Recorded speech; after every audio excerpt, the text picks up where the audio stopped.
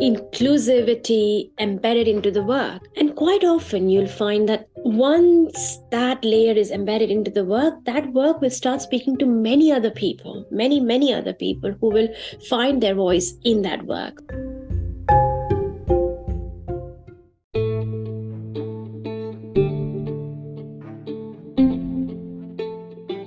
Hi everyone, thanks for tuning into Notes of Design. To help support our mission spread knowledge, we have a very special guest in today's episode. Let's welcome Anab Jain, a filmmaker, designer and futurist. She co-founded Superflux, a pioneering speculative design and experiential features company in London, working for clients and commissioners such as V&A, Google, Red Cross, UNDP, IKEA and many more. Anab has delivered prolific talks at TED, Next, House of Lords and House of Commons UK, and her work has been shown at MoMA New York, V&A London, National Museum of China, Museum of Futures Dubai. Profiles of Anab and Superflux can be found in Wall Street Journal, Business Insider and Financial Times. Anab and Jon, co-founders of Superflux, have recently been awarded Royal Designers for Industry in Speculative Design, which is UK's highest accolade for design. And Anab also received honorary doctorate from University of Arts, London for her contribution to the field. Anab serves as a professor for design investigation at University of Applied Arts, Vienna for the last 6 years. She hopes to instill a culture of radical inquiry in her students so they can become active designers, translators, catalysts for a complex and uncertain world.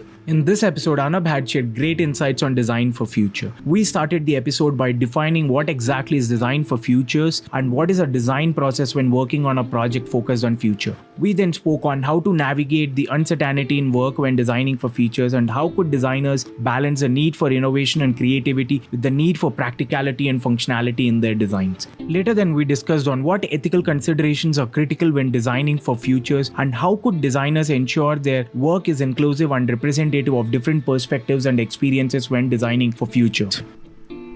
Join us every week as we delve into the design world, hearing from visionary leaders who shape our lives and inspire our future. We uncover the stories, inspirations, and insights of design luminaries at the forefront of innovation. Thank you, and until the next time, may your dreams be inspired by brilliance of design.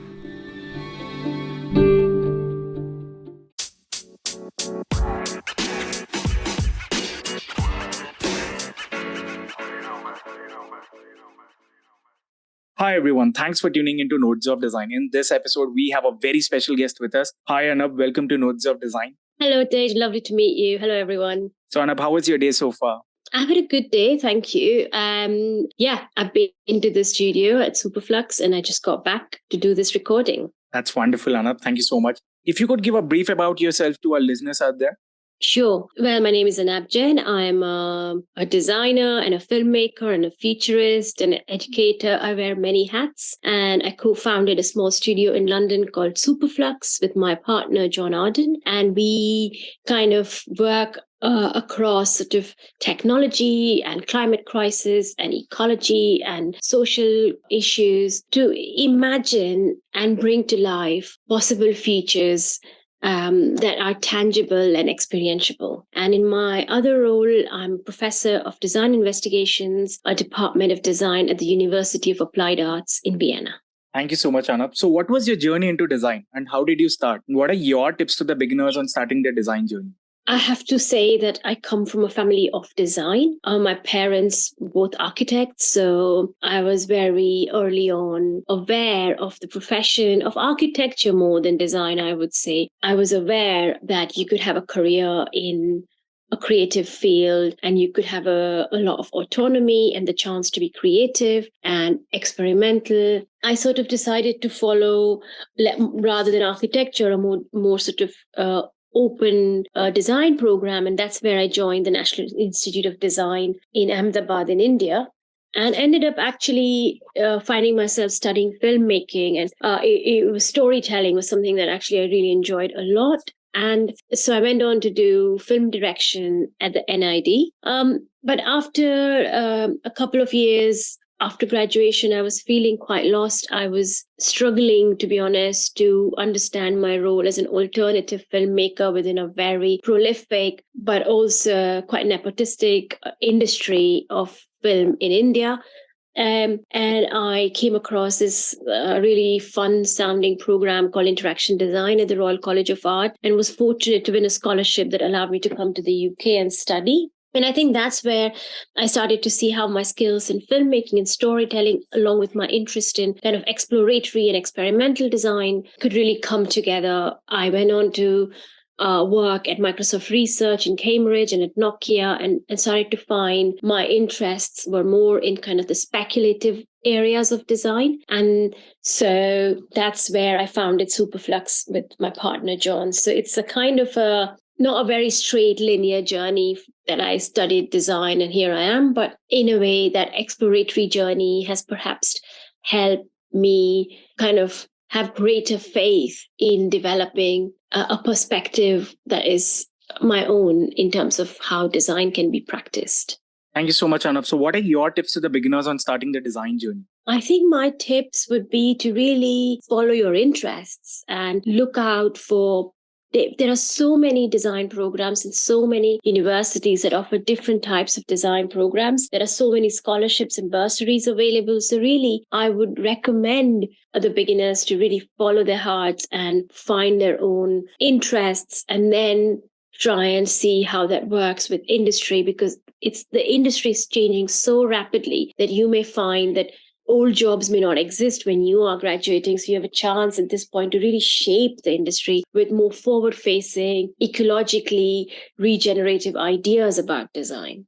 That's a beautiful journey. So let's begin our episode into designing for futures. So how do you define design for future, and what is the design process when working on a project focused on the future? That's a big question, but I will try and sort of in a simpler form answer. Work around futures is actually quite a complex process. We spend a lot of time in what we call strategic intelligence to try and bring in methods from a futures community. So horizon scanning and many other such methods combined with our creative and design-led methods of thinking through making. So we're also doing material prototyping and testing ideas. That sort of strategic insights that emerge from that research process start informing our world building process and our storytelling process and scenario building process, zooming into different aspects of possible futures, which are informed by data and trends and insights, but then we are unpacking those through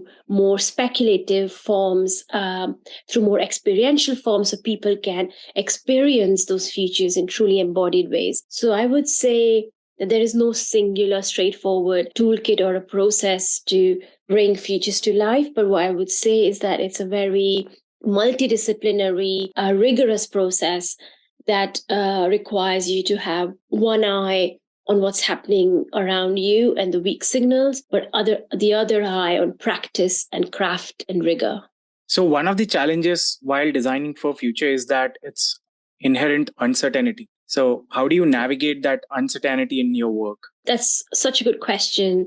Absolutely, we would work with uncertainty as one of the materials. In a way, we are exploring possible futures. We're not predicting them. So we're not trying to say this will be the future or this will be the future. We're trying to say it could be possibly this or this or this, based on the insights we have, on the likely projections, but also on the poetic, aesthetic, material, narrative aspects of where we are heading. So, for instance, if you're talking about global pandemics, you're looking not only at what data is telling us right now, you're looking at patterns of change around climate and ecosystems, you're looking at socio-political upheavals and geopolitical upheavals. So you're trying to zoom into a scenario in the future that if there was another zoonotic disease, what would that look and feel like? And what are the consequences of that? That is not a prediction. It's giving certain uncertain forces a form so that you can really look at it and feel your way through it from all directions. Thank you so much, Anab. So how do you think designers can balance the need for innovation and creativity with also the need for practicality and functionality in their designs? I think that goes hand in hand. If you're creative and innovative, you're definitely going to think about how it can be practical and functional. For us, a practical work is work where we have been able to have practical impact on the organization or the business or the cultural institution that we're trying to work with, where people who are engaging with the work are able to take away ideas and make decisions and unlock potential. So I think, I don't think creativity and innovation come in the way of being practical and functional. I think these all can coexist. So for a lot of the beginner designers, they often feel like speculative design is a branch that they need to explore more on. So do you have any ways in which they could explore this field parallelly while focusing on their core aspect of design? Certainly. I often think of speculative design or the larger ideas around exploring design critically or speculating about possible features as something that can be a shadow practice. If you are considering the design of a product, for instance, the speculative aspect could be to extrapolate that product into different possible features and imagine how people might interact with it, relate to it. And then you can start to surface the unintended consequences that a product could have, where you have designed something that was made to connect people, but it ended up having an addictive effect on people. It started to fragment communities. It started to cause harm in a way that currently the current design may not elicit. So I think the idea of speculative design in the broadest sense of the word is to be able to foreground implications and unintended consequences alongside the potential.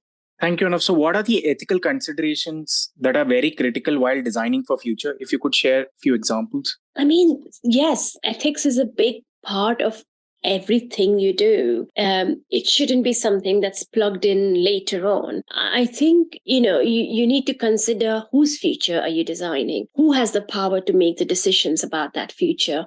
Whose voices are not being heard in designing that future? How open-ended it is or how close-ended it is? Is it a speculation that invites people to reflect critically? Are certain kinds of powers being given more power? Are certain harmful technologies being promoted? There's so many aspects that you have to consider from an ethical point of view. There is, are you considering a future which continues to be extractive, exploitative, without realizing that? Are you considering telling a story about a possible future that might engage people to go away and reflect critically on their decisions today? These are all choices that one is making. And I think being aware of those choices is really important during this process of design. So how could designers ensure that their work is very inclusive and representative of different perspectives and experiences? I think you have to work with and together with different voices. But I also think that you are inevitably likely to not have the chance to include every single aspect. So I think what is important is to, from the outset, have a really open process and really understand, we recently did a project where we were started off looking at democratic futures around technology. And that film that we made called The Intersection ended up being about a group of people coming together from very, very different perspectives with very, very different lived experiences and different backgrounds and communities to work together towards crafting and imagining and co-building a more regenerative future. So we were very mindful that we needed to have the voices of those who have experienced some of these crises. It totally, if you may want to create an idea of a future or a possible future which is ecologically resurgent. In that instance, a project called Refuge for Resurgence, we were trying to bring the voices of non-human species quite literally to the table. So, it was a table setting and there were dinner table with plate settings for very different species, often species that are considered pests or vermin. So again, it is acknowledging that there is this kind of inclusivity embedded into the work. And quite often you'll find that once that layer is embedded into the work, that work will start speaking to many other people, many other people who will find their voice in that work. So I think there are many different ways in which you can do that work.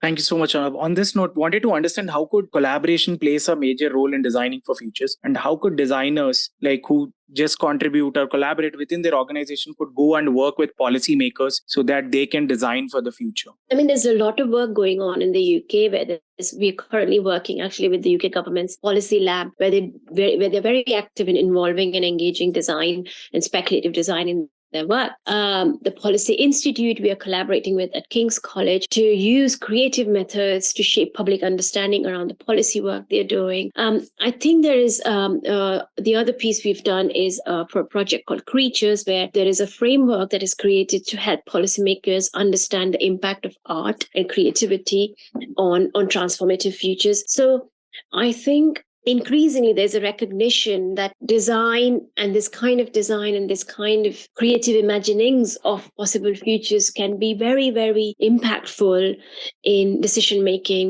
be it for policy or for business or for government. It's not just that it's useful for policy. It can be very useful for making some really nuanced and thoughtful decisions about where your business is going, for instance. Thank you, Anab. So you often explore the intersection of technology and society in your work. So how do you see these two areas evolving and impacting each other in the future?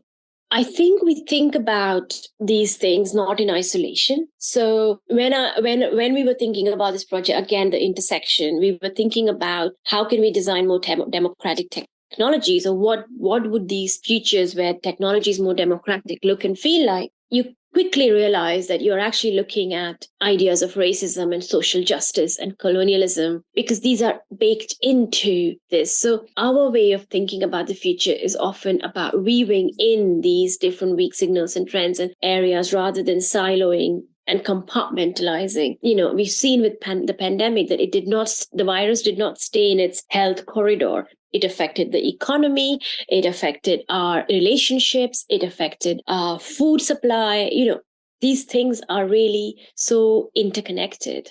So in situations like this, so how do you stay informed up with the latest trends and technologies while designing for future? Yeah, I can't, you can't possibly, but if you are spending time thinking about projects, like we often work for clients where the work starts with research. So we are engaged in deep dives, desk research, conversations with experts and primary research. And through these different methods, we are constantly having to keep an eye on different weak signals as well as big trends and drivers of change. One way of doing it is that, you have some kind of a feed system or a news reader system to bring in as much different content into it as possible. So if you're just reading BBC News, maybe try to read also Al Jazeera. If you're reading only NDTV, make sure you're also trying to look at Chinese news television. So but it's kind of developing the ability to sense make from very different sources of information, all of them which bring with them certain biases. If you are able to keep reading and getting a feel for it, you can start doing this pattern making. And it's that pattern making that we've learned to develop and have expertise in now that is really important to the futures work. That's really wonderful. So while doing all this, there might be a lot of challenges that you face while designing for future. So what are the few challenges that you have faced and how did you overcome them? It's a really good question. Thank you. This work is loaded with challenges. First of all, we are a creative studio and, we talk about embodied experiences as a really critical way to fully engage and immerse yourself in a possible future world. Now, by and large, our world, or at least the advanced capitalist societies of the Western world, have been set up to consider future decisions based solely on data sets or on scenario or quant modeling, or which I think are all really important. But it's a real leap of faith to go from that to want to bring futures to life in order to make decisions about the future. And that is a big challenge for us to communicate to businesses and large businesses that, actually our human bodies are wired to think through emotions and stories and metaphors, not just data. In fact, 98% of our brains make decisions through these different modalities, not just data. So if we really want to make truly informed decisions, if we really want to unlock potential for innovation, gain strategic insight about the future, we need to look at it and feel that future in a holistic way. The other challenge is that we have to recognize that the future cannot be predicted. It does not beam any data back to us. So to recognize that the imaginings of the future are only really important to help inform our present. So all this work that is being done to imagine the future is really to inform us about how to navigate our present better. And that is often also a challenge. Yeah.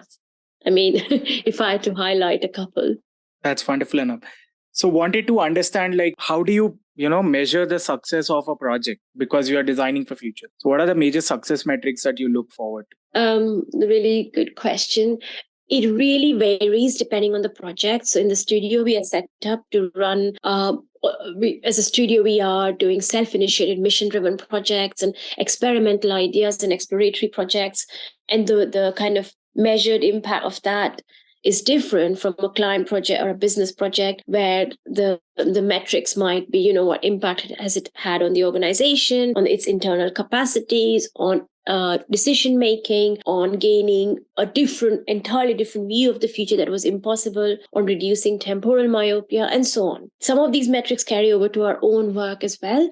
That is self-initiated, but importantly, it is about how much have we pushed critical thinking into the world, how much of this work can catalyze collective imagination about other possible futures, how much of that work can bring into the public domain more radical ideas and possibilities. So, it really does vary.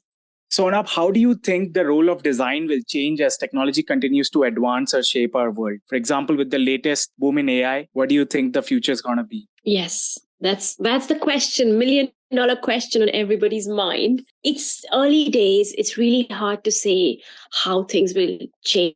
They will change. This is inevitable. And it's going to change really fast. So I think few things. I think design's role has to evolve. And the danger is we could remain blindsided to it as designers and continue doing what we are. And that's really not a great scenario. I think we need to evolve with the changes in technologies, but also recognize that what we can do at the heart of our work could remain what is unique about being human. And what the AI tools could do could be something that is uniquely technological, and there is an opportunity to work in collaboration with the technology rather than the whole idea of replacing. And I think that is a kind of a centaur relationship that lots of designers and technologists and creative thinkers have already talked about. What humans are really good at is asking questions. What the AI is really good at is answering questions. Brilliant. What would that collaboration look like?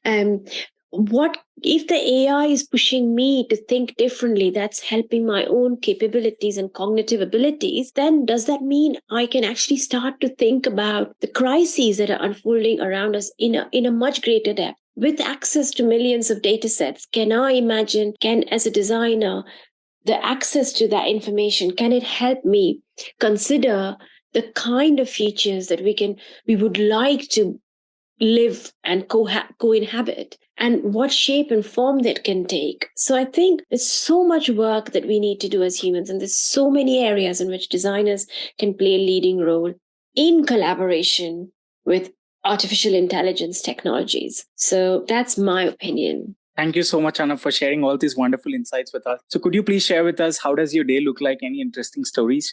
Okay, really boring.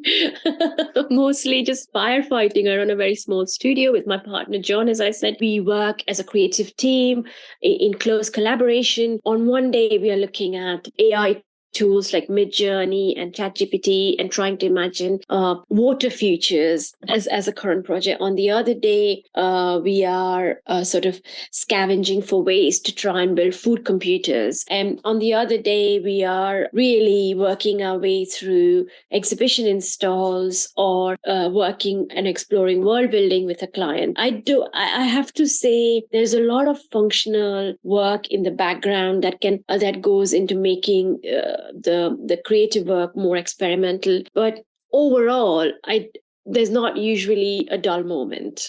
Thank you so much, Anab. So we'll conclude the show by 3 favorite book recommendations and people who inspire you the most in this space. Oh, that I should have done some research on before, shouldn't I? And this is where you catch me on not having. So I think it's really hard to give my best 3 book recommendation, I think it'd be easier for me to the most recent things that I've read that I found inspiring. So one is Karen Barad's Meeting the Universe Halfway. Is something that I'll keep going back to again and again. The other books, I'm rereading Correspondence by Tim Ingold. Again, deeply inspiring, has always been. And which other book would I say? So Dougal Hines' book, a new book called How to Work in the Ruins, is also really inspiring. So that's my sort of recent reading. And the people who really inspire me are people who do everything that I really struggle to do, which is be the best carers and nurturers. So, my colleagues in the studio, or my mom and dad, or the lady who at the end of our road takes care of a common garden, all of our own initiatives, so we can all have spring flowers. The people who inspire me are people who I either have a nurturing relationship with, or who I chance upon and am just awe-inspired by their humility. Thank you so much for sharing all these wonderful recommendations with us. We are looking forward to host you again, Anab. Thank you so much for your time.